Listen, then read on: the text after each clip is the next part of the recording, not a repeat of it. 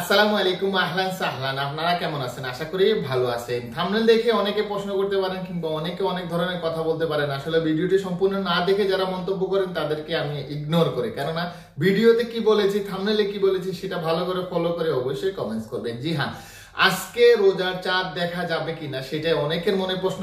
তাদের জন্য আজকে এই বিষয়টি ক্লিয়ার করে দিতেছি। প্রথমে জানিয়ে দিতেছি, আগেই আমি অনেক ভিডিও ক্রিয়েট করেছি কবে রোজা শুরু হবে, কতটা রোজা হবে, রোজার ঈদ কবে হবে সেই বিষয়টা নিয়ে। তো সঠিক তথ্যটাই আপনাদেরকে সংগ্রহ করে দেওয়ার চেষ্টা করি প্রতিনিয়ত। তারপরেও আপনাদের মন ভরে না ভাই, জানি না কেন। কথায় আছে না, কলিজা ভুনা করে দিলেও কি একটা কথা আছে, ভুলে গেছি।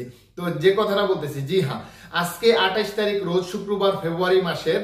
আজকে চাঁদ দেখার 100% চান্সেস রয়েছে। আজকে চাঁদ দেখা যাবে।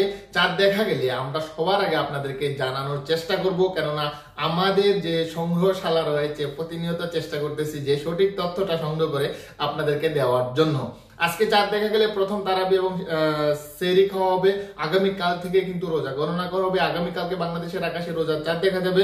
রোজ রবিবার থেকে কিন্তু রোজা গণনা করা হবে। 2025 সালে কিন্তু রোজা হবে 29টি। আমি আগেও বলেছি, এখনো বলতেছি, 2025 সালে রোজা হবে 29টি।